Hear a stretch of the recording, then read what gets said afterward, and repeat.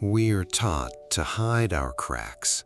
In a world of filtered lives and optimized careers, we've developed a fear of being broken. We think that if we show our scars, our failures, our heartbreaks, our mistakes, we become less valuable. But Kyoto doesn't believe in perfection.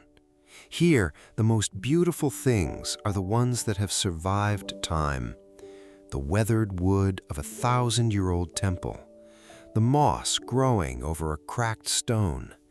The city itself is a lesson in the unspoken rule of resilience, that beauty isn't the absence of damage, but the history of it.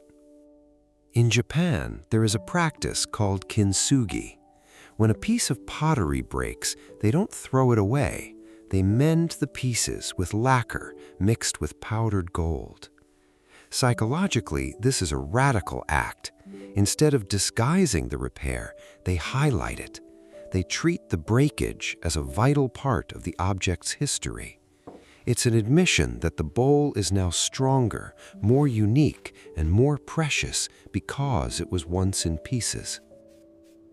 We often travel to fix ourselves, hoping to return as a brand new version of the person we used to be.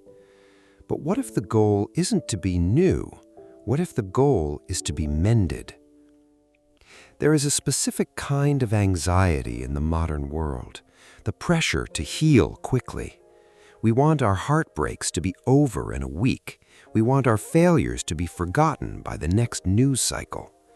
We treat our emotional recovery like a software update, fast, efficient, and invisible. But as you walk through the streets of Gion, you realize that Kyoto's beauty isn't despite its age, but because of it.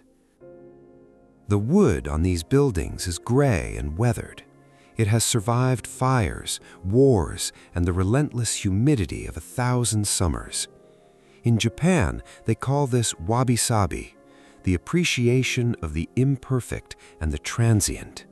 It's an unspoken rule that time isn't an enemy to be fought, but a craftsman that adds value.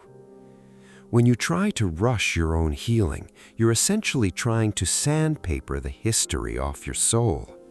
You're trying to look new again.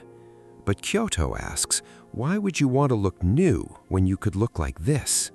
Why be a fresh coat of paint when you could be a century-old pillar that has seen the world and stayed standing? Maintenance is a form of love. Kyoto stays beautiful because it is cared for, not because it is static. The unspoken rule of personal growth is that mending ourselves isn't a one-time event, it's a daily practice. It's the art of looking at your own cracks, your anxieties, your past regrets, and choosing to fill them with something valuable. In the silence of these bamboo groves, you realize that your nervous system doesn't need to be cured, it needs to be acknowledged. When you stop fighting the fact that you've been hurt, you finally have the hands free to start the repair. You don't need to be whole to be beautiful. You just need to be gold.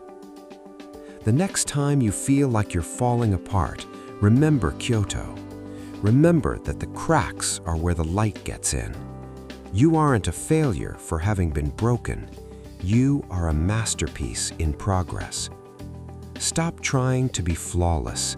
Start trying to be mended.